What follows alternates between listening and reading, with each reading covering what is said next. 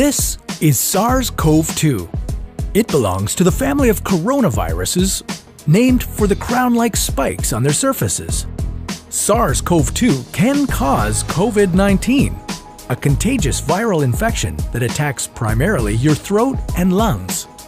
What actually happens in your body when you contract the coronavirus? What exactly causes your body to develop pneumonia?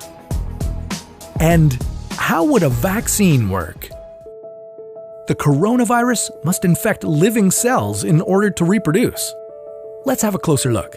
Inside the virus, genetic material contains the information to make more copies of itself.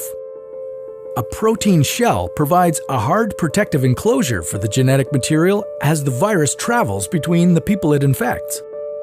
An outer envelope allows the virus to infect cells by merging with the cell's outer membrane. Projecting from the envelope are spikes of protein molecules. Both a typical influenza virus and the new coronavirus use their spikes like a key to get inside a cell in your body, where it takes over the cell's internal machinery, repurposing it to build the components of new viruses.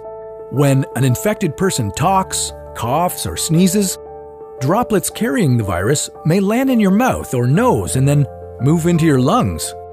Once inside your body, the virus comes in contact with cells in your throat, nose, or lungs.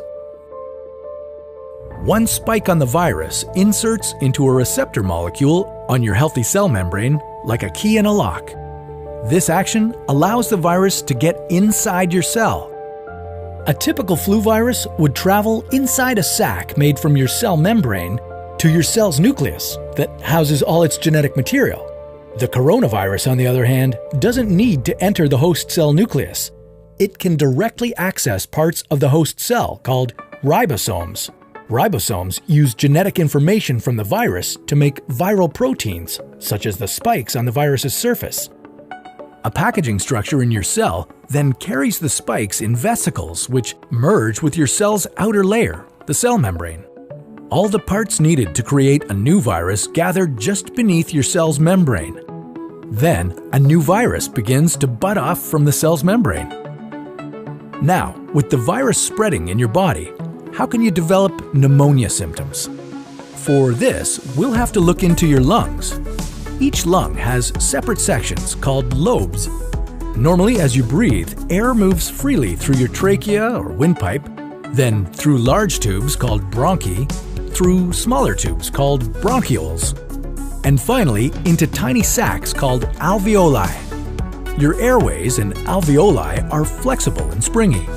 When you breathe in, each air sac inflates like a small balloon. And when you exhale, the sacs deflate. Small blood vessels called capillaries surround your alveoli. Oxygen from the air you breathe passes into your capillaries, and then carbon dioxide from your body passes out of your capillaries into your alveoli so that your lungs can get rid of it when you exhale. Your airways catch most germs in the mucus that lines your trachea, bronchi, and bronchioles. In a healthy body, hair-like cilia lining the tubes constantly push the mucus and germs out of your airways, where you might expel them by coughing. Normally, cells of your immune system attack viruses and germs that make it past your mucus and cilia and enter your alveoli. However, if your immune system is weakened, like in the case of a coronavirus infection, the virus can overwhelm your immune cells and your bronchioles and alveoli become inflamed as your immune system attacks the multiplying viruses. The inflammation can cause your alveoli to fill with fluid, making it difficult for your body to get the oxygen it needs. You could develop lobar pneumonia, where one lobe of your lungs is affected, or you could have bronchopneumonia that affects many areas of both lungs. Pneumonia may cause difficulty breathing, chest pain, coughing, fever and chills, confusion, headache, muscle pain, and fatigue. It can also lead to more serious complications. Respiratory failure occurs when your breathing becomes so difficult that you need a machine called a ventilator to help you breathe. These are the machines that save lives and that medical device companies currently ramp up production for. Whether you would develop these symptoms depends on a lot of factors, such as your age and whether you already have an existing condition. While this all sounds scary, the push to develop a coronavirus vaccine is moving at high speed. Studies of other coronaviruses led most researchers to assume that people who have recovered from a SARS-CoV-2 infection could be protected from reinfection for a period of time. But that assumption needs to be backed by empirical evidence, and some studies suggest otherwise.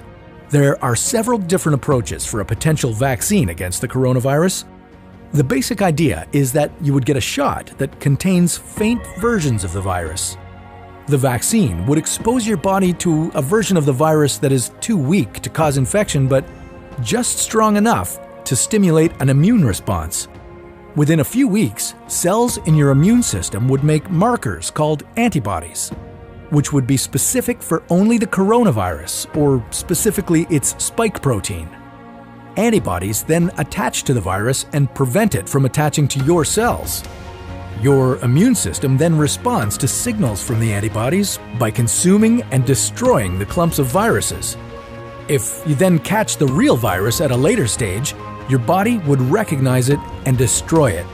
In other words, your immune system is now primed.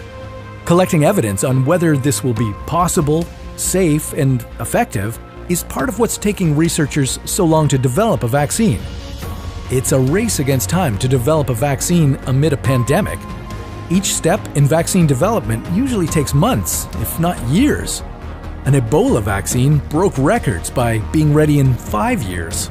The hope here is to develop one for the new coronavirus in a record-breaking 12 to 18 months.